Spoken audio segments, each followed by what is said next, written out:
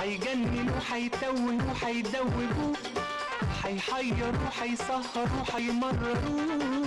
هيجننوا هيتوهوا هيدوبوا هيحيروا هيسهروا هيمرروا. قلبي اللي مفيش اخوه قال ايه؟ بحري شباك الهوى وانا خدني الهوى وخلى ابني والحلوه دي من بحري. بحري شباك الهوى بحري البحري بحري الحلوه دي من بحري. أميرة والبحر ده عنوان لقائنا النهارده. بنتكلم عن اسكندريه واحنا بنودع صيف وبنستقبل شتاء. ازيك يا أميرة؟ تمام الحمد لله. الساده المشاهدين بيك اكتر. انا اميره، كليه تربيه نوعيه، جامعه طنطا. أميرة يمكن انا بتكلم عن اسكندرانيه طبعا مش كده؟ تمام. بتكلم عن ان دايما الفتره الانتقاليه اللي بنودع صيف وبنستقبل شتاء بتبقى مهمه عند ناس اكتر من ناس. اكيد طبعا. الشتاء بتبقى طبعا اسكندريه جميله جدا، ما فيش احلى من اسكندريه في الشتاء والساعه جدا بتبقى حلوه جدا هنا، احسن من الصيف. يعني معظم الاسكندرانيه بيسافروا مرسى مطروح وكده وغردقه وشرم الشيخ في الصيف عشان هي بتبقى زحمه وكده، انما تبتدي بقى تقل الزحمه وكده فيبداوا بقى يحسوا تاني ان هم في اسكندريه بقى والبحر تاني بتاعهم بقى كده. يعني هم دلوقتي يقولوا اسكندريه دي مش بتاعتنا دلوقتي، البحر ده مش بتاعنا وكده، عشان في مصيفين والناس اللي جايه من بره وكده.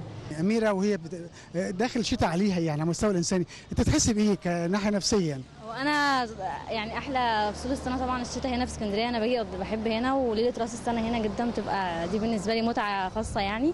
والشتاء هنا بسقعته، الشتاء هنا بيبقى يعني كتير جدا، بحب جدا الشتاء هنا، حتى بسيب المحله وباجي هنا عشان اقضي عشان كده لما سالتك على اسكندريه قلت لي يعني كويس، يعني احنا عندنا جذور محليه واسكندرانيه مش كده؟ ايوه بالظبط، جذور محلويه وجذور اسكندرانيه. احكي لي كده عن برنامج يومي كده على الكورنيش بالنسبه لك في الشتاء، بيختلف عن الصيف. اكيد طبعا. يعني مثلا انا بحب الشتاء، بحب اروح منطقه بحري هنا،